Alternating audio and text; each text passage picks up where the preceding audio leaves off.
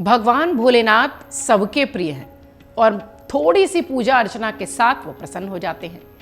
भगवान शिव ने अर्धनारीश्वर का रूप क्यों लिया था, ये हम आपको बताते हैं। हिंदू धर्म में भगवान शिव को सदियों से पूजा जाता है। कहा जाता है कि जो कोई भी भगवान भोलेनाथ की सच्चे मन से पूजा आराधना करता है, उसकी सभी मनोकामनाएं पूरी होती हैं।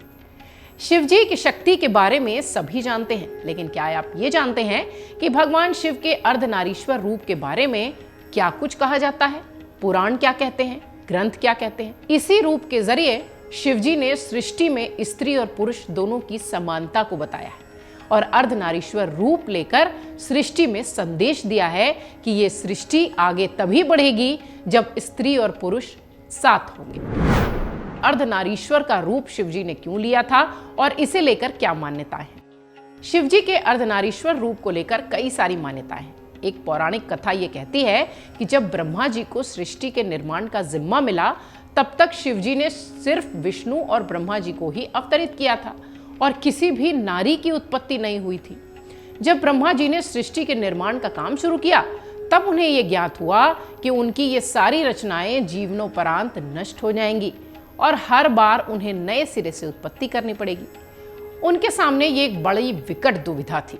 इस तरह से सृष्टि की वृद्धि आखिर कैसे होगी, ये गहन चिंतन का विषय था।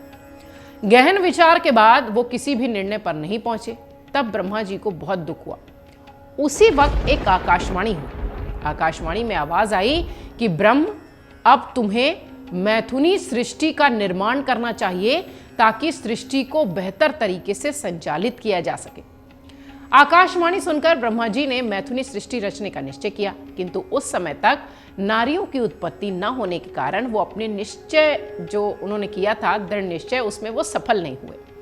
तब ब्रह्मा जी ने सोचा कि परमेश्वर शिव की कृपा बिना मैथुनी सृष्टि के नहीं हो सकती। अतः उन्हें प्रसन्न करने के लिए कठोर वो तप करने लगे। बहुत दिनों तक ब्रह्मा जी अपने हृदय में प्रेम पूर्वक महेश्वर शिव का ध्यान करते रहे। उनके तीव्र तप से प्रसन्न होकर भगवान उमा महेश्वर ने उन्हें अर्धनारीश्वर रूप में दर्शन दिया। देवाधिदेव भगवान शिव के उस दिव्य स्वरूप को देखकर ब्रह्मा जी बेहद अभिभूत हो उठे और दंडवत यानी भूमि पर लेटकर उन्हें प्रणाम करने लगे। उनके अलौकिक रूप को उन्होंने प्रणाम किया। इधर महेश्वर शिव ने कहा कि पुत्र ब्रह्मा, मुझे तुम्हारा मनोरथ ज्ञात हो गया है। तुमने प्रजाओं की वृद्धि के लिए जो कठिन तप किया है, उससे मैं परम प्रसन्न हूं। मैं तुम्हारी इच्छा अवश्य पूरी करूंगा। ऐसा कहकर शिवजी ने अपने शरीर के आधे भाग से उमा देवी को अलग कर दिया। इसके बाद भगवान शिव शरीर के आधे अंग से अलग हुए और उन पराशक्ति को साष्टांग प्रणाम करके ब्रह्मा जी कहने लगे कि हे शिवे, सृष्टि के प्रारंभ में आपके पति देवाधिदेव शंभु ने मेरी रचना की थी। हे भगवती, उन्हीं के आदेश से मैंने देवता आदि समस्त प्रजाओं की मानसिक सृष्टि की, परंतु उनके प्रयास के बाद भी उनकी वृद्धि करने में मैं असफल रहा। अतः अब स्त्री पुरुष के समागम से मैं प्रजाओं की उत्पन्न कर सृष्टि का विस्तार करना चाहता हूं, किंतु अभी तक नारी कुल का प्राकट्य नहीं हुआ है और नारी कुल की सृष्टि करना मेरी शक्ति से बाहर है।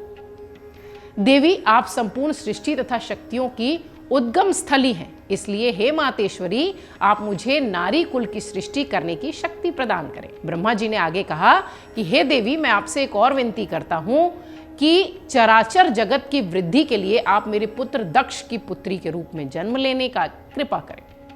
ब्रह्मा जी की प्रार्थना सुनकर परमेश्वरी शिवा ने कहा कि तथास्तु, ऐसा ही होगा, और ब्रह्मा को उन्होंने नारी कुल की सृष्टि करने की शक्ति प्रदान की।